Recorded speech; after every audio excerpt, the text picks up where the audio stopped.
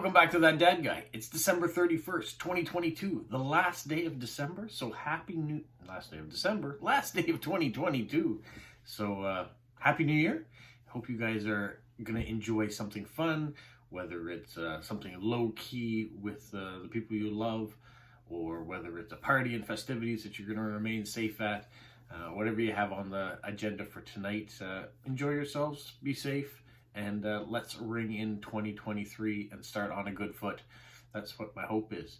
You'll notice there's the Ukrainian toque that was hand crocheted for me by Shara. It's in the background. Got it all nicely tight and fit, works well. I'm going to start displaying some of these things that I've got around. You know, we've got the Polo in the mug art that was done for me. Always have that propped up in front of my computer. I got to get into this office and give it a real good clean and touch things up, tidy them up. I've got stamp stuff in here that needs to be organized. I've got things on top of cupboards that need to be put away. You can see underneath the hat, those are all the sheets that I use to put all my postcards in when they come in. So those are all my extra ones that I've got built up there. There is a first day cover set that I haven't shown you. There's a box there. That's all the first day covers that came out this year, 2022. So I'll do a video on that. I've also got something that came for Christmas from my in-laws that I haven't shown you yet. So that's going to be a future video too. So I've got some things I need to organize in here and do some videos up. But that's not why you tuned in today. Today you probably tuned in to see what questions people ask me and what answers I have for them. So we're going to get to that. The very first question I have comes from Basil in India. He says, did you fulfill your New Year's resolutions for 2022 or did you fail to keep any? Kindly elaborate. Any resolutions or offerings for 2023? Does the start of the new year make you feel or look at life anew with renewed vigor and enthusiasm? So lots of questions in there. First of all, did you fulfill your New Year's resolutions of 2022? I don't make New Year's resolutions, so I didn't fulfill them because I didn't have any. That's not something I really task myself in doing, is the start of each year saying this is what I'm going to accomplish this year.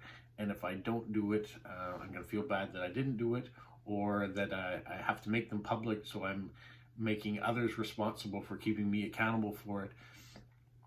It's not really how I attack or start the year. I also don't look as 2023 is different than 2022 really, other than I'm getting older. It's just, what do you want to accomplish? So for me personally, I want to make sure that I remain healthy. So try to do my best in, I enjoy food, so try to do my best in eating responsibly, I guess. So that's part of it. Making sure I'm healthy enough that I'm not failing in my family responsibilities and my work responsibilities, making sure that stuff's happened. So these aren't resolutions, these are just day-to-day things that I want to do no matter what the year is and no matter what the month is. Also, personal goals. Financially, it would be nice to pay off some debts.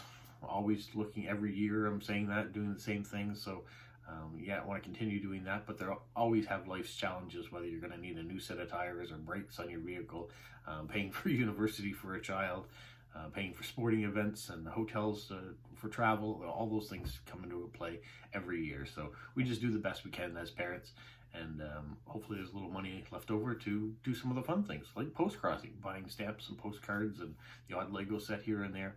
That's what I want to do. But on the larger, I would love to travel. I'd love to get back into doing more travel. Right now, our travel seems to be, if we get a chance, we go to Montreal to visit my daughter. So my wife got to do that once last semester, so that was fantastic. This year, hopefully, we'll get a chance to do a little bit more of that. We're going to have to go up there and move her into an apartment at some point later in the year, so there'll have to be a trip up to Montreal for that. But I would love to get into more international travel again soon. So these are all personal goals and things I want to do. And as far as YouTube's concerned, I'm still striving to get to 1,000 subscribers. That's where I want to get to, and hopefully beyond. But that's always been the magic goal, is to get there, to be able to do a YouTube live, which you can only do when you get to 1,000 subscribers. So that's what I'm shooting towards doing, and you guys are helping me get there along the way, so thank you so much. All right, I think that answers all of those questions. So yeah, I've elaborated, I think, and I've gotten into things that I want to do and how I see the changing of the calendar. All right, so thanks, Basil, for that question. All right, the next question I have comes from Lila in the US, and she says, if you could learn one new skill this coming year, what would it be? That's a very good question. I always like learning new skills with the computer, so I think they're invaluable, whether it's learning to make better videos that you guys can see, having different effects and things that I can use. I may be limited by the program I have, but there are lots of other programs out there that I can learn with editing software and things, so those are always helpful. Languages are always helpful, but with Google Translate, I am overcoming some of those when I'm getting cards with things that I don't understand. I'm able to take an image with it with Google Translate and find out what people are telling me, so I'm enjoying that. Whether I could sit down and learn a new language, it's possible to do it. Whether I have the time and the mental capacity to do it right now, probably not. But the more things I can learn with editing software, I guess, would be the skills that I would take for this year. And my last question, it looks like, comes from Judy in Florida, and she says, her granddaughter has shown interest in hedgehogs. She's 9. She thinks she might want one for a pet. Could you talk about how you take care of Polo and about his habits? I think I can do that, but I don't want to do it in this room. I'm going to do it in his room. All right, this is Polo's space, so it's daytime now, so he's asleep. What do we have for him? Well, we have a house, and inside there's a blanket, so he burrows himself in there, and that's where he sleeps. We have a water dish and a food dish. He's got a couple toys, even though I don't think we've ever seen him play with them. He's got a separate enclosure that takes him into where his litter box is, which they are trained so they can go in the litter box, and a wheel for his running. And you can see he's messed it all up. It needs to be cleaned, but we're not going to do that right now. For food, he eats cat food. So that's what he eats. Now, other hedgehogs will eat mealworms and live, and that he doesn't like them. We've tried him with it. He doesn't like that. We get a big bag of litter that we can change. You can see we keep them in those big tubs over there. And that's about it. He's got a heat lamp. Because he's an African hedgehog, he's got to stay in a warm space. So because we live in a colder climate, in the wintertime anyways, he's under a heat lamp all the time that keeps him nice and warm. And that's about all you need for that. I'll talk about some other stuff here. Because it is daytime and he's asleep, I didn't want to continue to film and talk in there and disturb him. I know he's up all through the night, so we gotta make sure he gets his beauty rest so he's not cranky when we decide to get him up later. So as far as the other habits and things you gotta do with a hedgehog, being an owner, what we do is when we wake him up, usually around 7:30 at night, we get him up. We might offer him some more of his food from his food dish in order to see if he's hungry a little bit more. And then from there, we take him and put him in, we put him in a sink. You might have a bucket or a bassinet or something like that with lukewarm water where he swims and he eliminates at the same time. So might think it's gross, but it's better than putting him on the floor and playing with him and him leaving trails of things behind. Put him in the sink, let him finish his business, get him toweled off, clean up, and then he's good. You can cuddle him, you can play with him. He gets in, he'll run around, or he's good with that. He's got a very sharp memory, he remembers. He wants to get to his blanket. He wants to go someplace where he can cuddle and burrow again. So we tend to put him in one room of the house, put him down, and he will find his way exactly to where he knows his blanket is. So he's pretty smart that way. But he will play with you as long as you want. Some hedgehogs will let you leave them on their backs. You can see their bellies. He's not crazy about that. He will let us do it a little bit, but he really wants to be on his front. He's very independent. He'll let you know if you're wearing a smell and he doesn't like it. He's gonna hiss and huff his spikes up in protection of it. One thing we did learn, we put him out in the backyard in the summertime, his first summer, and if he found a smell he really likes, what hedgehogs do is they smell and they take it all in, but if they find something they really, really like, they will regurgitate the smell and spit it up on their quills behind them, which sounds really gross, and it's kind of really gross. But he's trying to save the smell for later on so he can have it. And then what we end up doing is taking them, putting them back in the sink and giving them a full bath to clean them off. So he's done that for nothing. So that has happened a few times. So if you do have a hedgehog and you see that, that's what he's doing. He likes it so much that he's saving it for later. That happens with hedgehogs. What else do you need to know? Yeah, they're up in the middle of the night. They're running. Usually when I go to work at 5 o'clock in the morning, I pop in to say hello because he's running on his wheel. And then during the day, they're nice and quiet. They're a very easy pet to maintain. And they're very independent. So if you left food and water in a dish and you didn't go pick them up for the night, one night, if you were out, he wouldn't mind. He would just do his own thing. As long as they have food and water, they're okay. But it is nice to get them out, get them socialized, get them used to the family that they're with.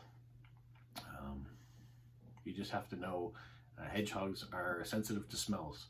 So if they start smelling and licking, usually a lick usually means that maybe a bite might be coming because they're trying to save that smell. So strong perfumes and colognes and things like that sometimes mean that they're going to start pulling on your shirts and things because they're getting used to that smell, whether they like it or not. If they really like it, they're going to leave some behind for themselves. If they're not crazy about it, they might be nipping at it a bit. But I've never had Polo bite me. I don't wear colognes and perfumes because my wife doesn't like strong smells, so I don't use them. But I have noticed that when my daughter comes back from maybe getting her hair done or puts on some of her colognes, she's going to get Polo pulling on her clothes and things like that. And so she's very careful of that. Other than that, there's not much to having a hedgehog. It's a pretty easy pet. They only have a small lifespan though. They only live for about 5 years, at least the African hedgehogs. So they're cute, and you pat them in one direction, don't pat them the other way because it's prickly.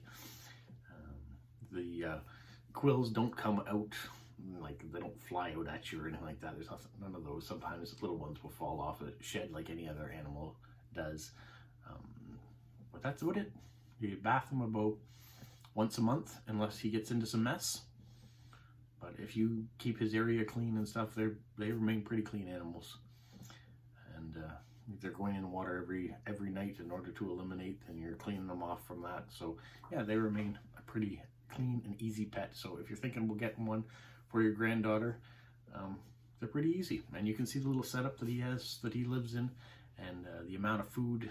He only goes through a tablespoon and a half of food a day, so you're not feeding a lot. So you don't have to spend lots. And there's not regular checkups at the vet and things like that for hedgehogs. So unless you have a really ill one that you're taking to the vet a lot, the expenses should be very, very mild. So that's what I got. Hopefully that answers your question pretty detailed about Polo this time around. But thank you, Judy, and let me know what happens if you end up getting a hedgehog for your granddaughter. All right, that is the last question I have. Thank you, Basil. Thank you, Judy. Thank you, Lila, for the 3 questions this week. Hopefully you guys will write some more questions, and then we'll have more to continue on in 2023. But this is my last That Dad Guy answers for 2022, being New Year's Eve. Hopefully you guys enjoy it, and hopefully you have a magical week. What, Polo? You say like, subscribe, share, and tell all your friends. Who's a good boy? Who's a good boy?